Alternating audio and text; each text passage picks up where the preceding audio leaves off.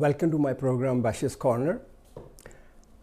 Although Denmark is a small country, but it has a very lively cultural life. I remember in 60s and 70s, it was center of jazz music after France. It was the biggest center.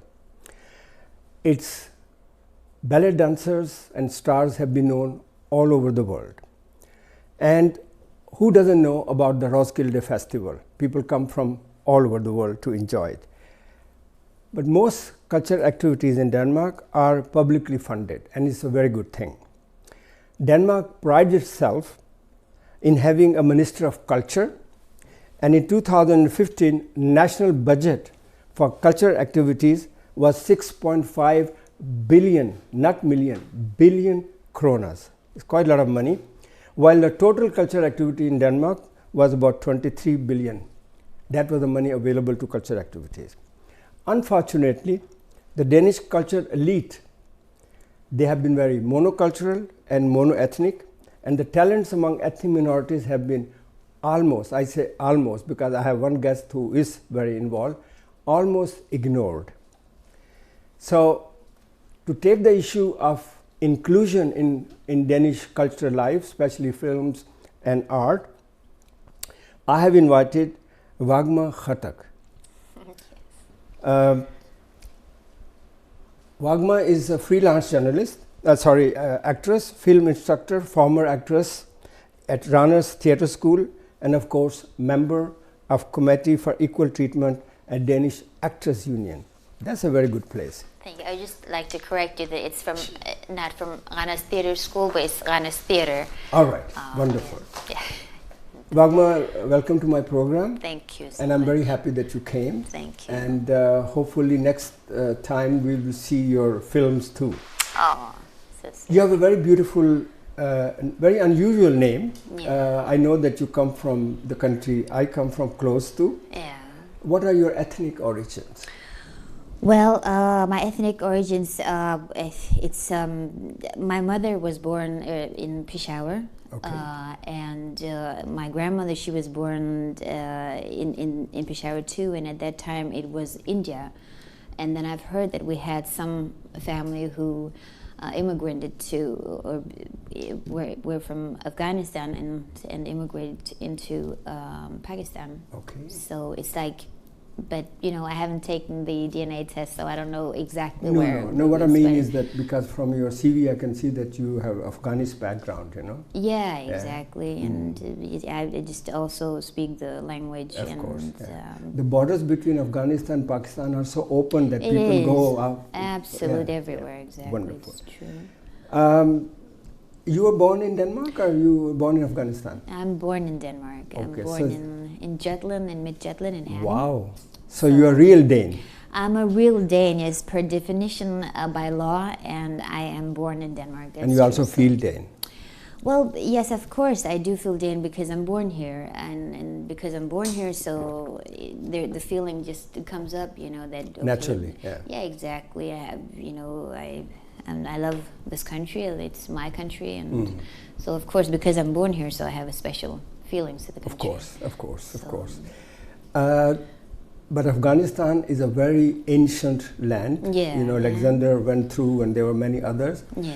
Do you ever visit Afghanistan or have you ever visited? No, I visited Pakistan when I think I was 6 or 7 years old, and well, to tell the truth, I didn't like it very much. You know, I went to Karachi as well in Islamabad. I liked Karachi, and but there was just something. There was not a lot of equality. There was different treatments to women, and you know. Men as well. But why didn't you go to Afghanistan? I mean, that is from your parents. Well, my mom, she's born in Peshawar in Pakistan. Yeah, okay. And then I've heard that some relatives or some have immigrated to Pakistan. Okay. You know, so there are mixed feelings. Yeah, exactly. I mean, if we really talk about. I actually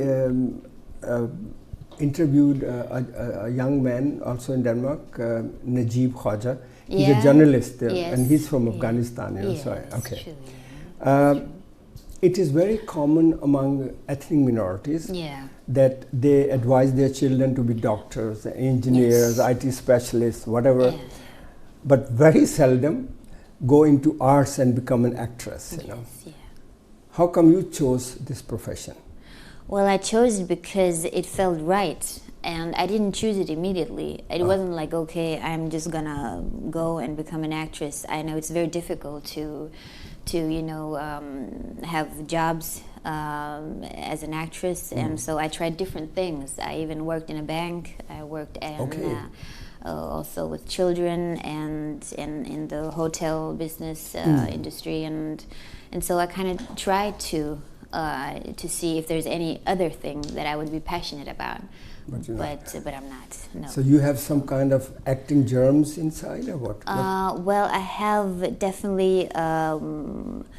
How can I say? I do feel that I have talent, and yes, that I want to be an actress. Definitely, I am one. So. No, but now you are quite established. But I mean, what I wanted to establish is that when ethnic minority children go in an unusual field, then mostly the families say, hey, what are you doing? You know, you should have an established job, you should do this and that. Did you have any pressure from your family? No, absolutely not. Well, my mother, she has those traditional wishes that I should become something, like something university person. Yeah, exactly, in some way. And I was like, and then in the beginning I did accept it. I was like, well, yeah, sure, I'll become a doctor and I'll become this and that.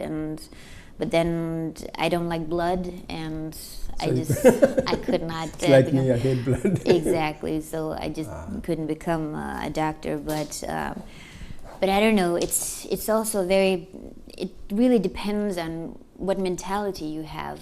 Are you a fundamentalistic person, or like what mentality do you have in the family? I think the most important thing is that you ask your child, what do you want, instead of what as a parent I want. It's all about the kid. So your mom supported you? Well, yes, they do, and my grandmother, my little brother, they're like, just keep going, they say. And they still live in Jutland?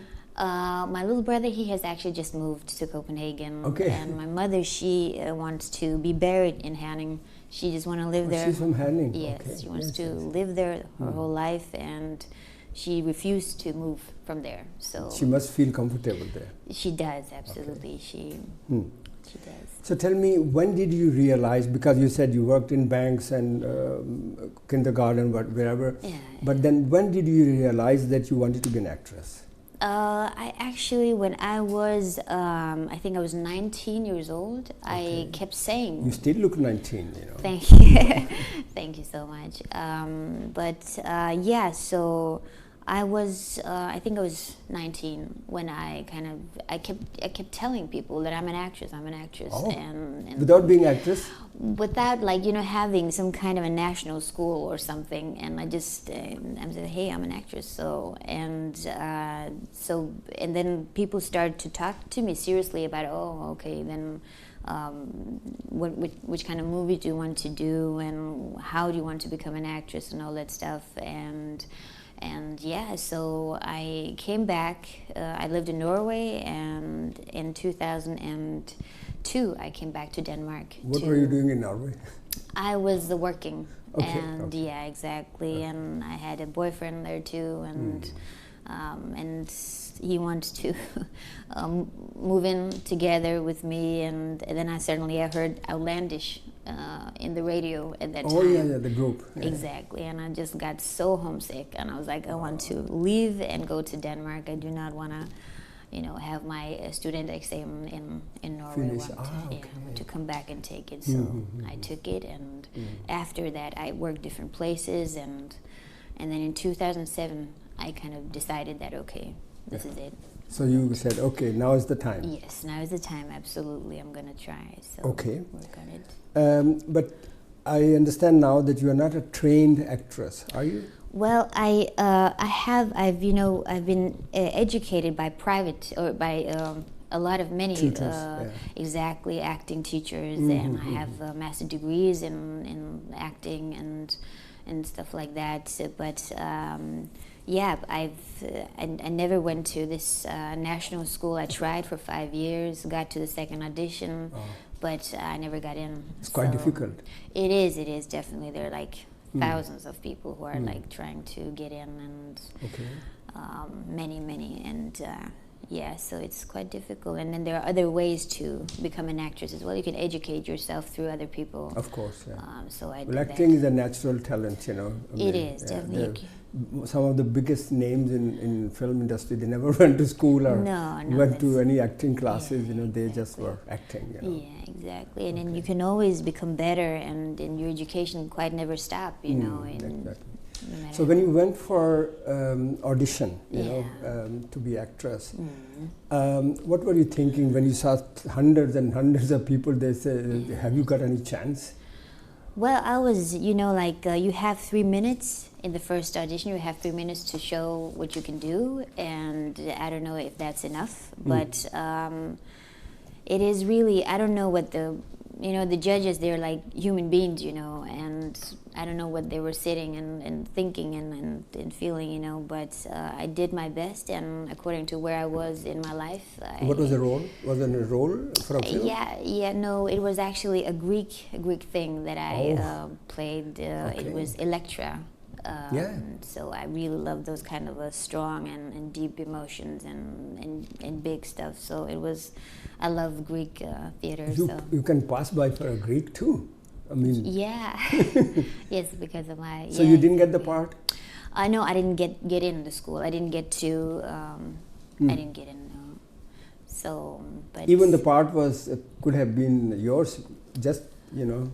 Well, yeah. By looks, maybe, I could look somebody from Greece, but I don't know what they were thinking, you know. But they didn't choose me to. Did they choose a blonde one?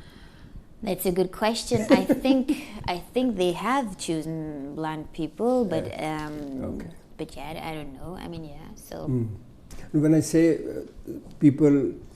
special people for special roles, you know, I mean, I remember in many years in 60s, you know, in Hollywood, when they want to have a black actor, they can't find, or they wouldn't have a black actor, so they will take a white actor and paint them, you know, and present them as a black actor. Exactly, it is a problem, because of course I would never ever deny, and I don't hope anybody does deny the fact that you know, there are prejudices, because there are crazy, I mean, or not, but there are fundamentalistic Muslims out there who behave in a certain way that. But that has nothing to do with films. That has nothing to do with black people, brown people. Yeah, exactly. And so the most important thing is that you don't go and think that any brown person is a Muslim and is a fundamentalistic person, and because they call me also fundamentalist, so don't worry about that. Yeah, exactly. Just because you speak up, you know, and you find your rights. Exactly. So there are, I think definitely that it has been a concern that if a Muslim or a brown person who is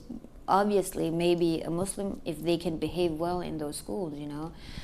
So that has been a concern, I think. No, but religion has nothing to do with acting, you know. That's I mean, true, if you look at the scene now, the Danish film scene, theater, all art form, you know, it's very white. Yes, it is. Very few actors, I can name few actors like Joseph Nielsen, for example, or a couple of others, you know, who have made it, but mostly. Yeah, and I'm just really saying it is a problem, but I think there has been prejudice, you know, also from the schools. The colors too. Yeah, because you're a brown one. Okay, maybe it's maybe you're a Muslim, and maybe that can be a problem to you having. No, but Islam had nothing to do with being an actor. That is true. That is true. But I'm only talking about their prejudice, you know. So tell me, what are the working conditions for minority actors like yourself, and what kind of roles did you get? Which kind of roles do I get?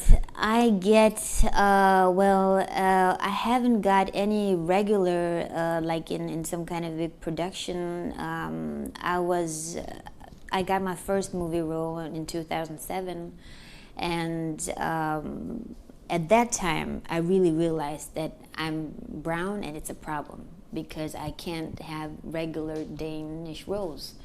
And I've always been, you know, irritated about the fact, you know, people ask me, because of my color, there's this reaction to this color, you know, where are you from? And if I answer Hanning, that's not enough. I I have to explain everything, and for me it's a very personal question, because I get irritated about the fact that they don't see me for who I am, but they have this some kind of they want to put me in a box, and it's the same for me. It's the same thing if you ask me what political party are you voting for, or how much money do you have in the bank, and very personal also. Definitely, and that can come later on in the question, where if you want to know how many sisters and brothers I have, but then after I worked in a movie called The Escape, or Flugten in Danish. Oh yeah, okay. By Nepenthe Film, and so afterwards I really, one agent told me that you will never ever play a regular normal Danish role, because I just realized that some, maybe many, define Danes as white. White, blonde. Yeah, exactly. I mean, you can't be a Dane unless you're white, and as long as you keep thinking that, then. But Wagma, now 6% of population of Denmark have people like you and me. Yeah, exactly. And I am as Dane as the next guy, you know. Absolutely. And I'm sure you are even more. You're born here. Yeah. So. You said that you feel very sad or angry when you see that there are roles which you can play as an actress. Yeah, it's provoking. It provokes me. Yeah, exactly. That it's because I was, in the beginning in 2000, after the movie, some casting director said that, okay, we will call you if we have some Muslim hijab kind of character. Yeah, because it's their vision, of the character, and I was like, what? But I'm not. I don't really now. I'm called ethnical, and I can't see what's ethnical about me, because I don't dig any. I don't have any cultural thing. I'm an atheist, and I do everything that I want, what feels right, and so I'm just. I can't see what's so ethnical. I understand you are not happy with these working conditions and stigmatization and prejudices. I think we definitely have a problem, because it's not only about the colors, it's also about the genres, it's about the stories that we're kind of afraid of. We have this fear of selling. Will the audience buy our product? Will the audience go and see a horror movie or a different type of movie genre, or a different type of story, or would they like to see brown people or any colored people, any size people in movies or in TV serials or in theater plays? And so it's all about the money. I think really it's always end up with money. Yes, exactly. Instead of looking at, okay, we have this political party called Nye Borgerlige, and they're heading into Christiansborg. And I think what's most interesting thing is that Dansk Folkeparti's voters, the voters are our audience. And what do we want to create for them? What do they want to see? How can we please them as makers, movie makers or TV? But I understand that there is a database now with about 150 actors. Yes, over 150. Over 150 with minority. When I say minority, I mean people who are not Different Pacific color. Danes, and they come from different background. Yeah. Then, if there are so many talented people, why are they not being used? Well, I think still it's because that if you maintain that thought or that belief that a Dane, even today, a Dane is white, the definition of a Dane is white, so another colored person can't act or can't play Danish roles, as long as you maintain that. Well, then, in casting situations, they will be they will choose the right color, So, let me understand it correctly. You are telling me that there is discrimination in film industry? I think I didn't say racism. I said discrimination. No. I mean, I think if you think that you want to create stories for Jutland or people in Jutland, and Jutland only has white people, and you want to have them to you know, reflect or something like that, or to create stories for them, or create white stories, you know, only with that vision that there's white people in it, then of course then you do discriminate, because we only need white people, you know, to tell this story. But I also love to say one another thing, that it's very important that, you know, you can be brown, but you can also have you can also have not be as good as an actor, or you can have you cannot be as talented as so many that was others. my, actually, it's interesting you say, because that was my next question. Yeah. That could it be?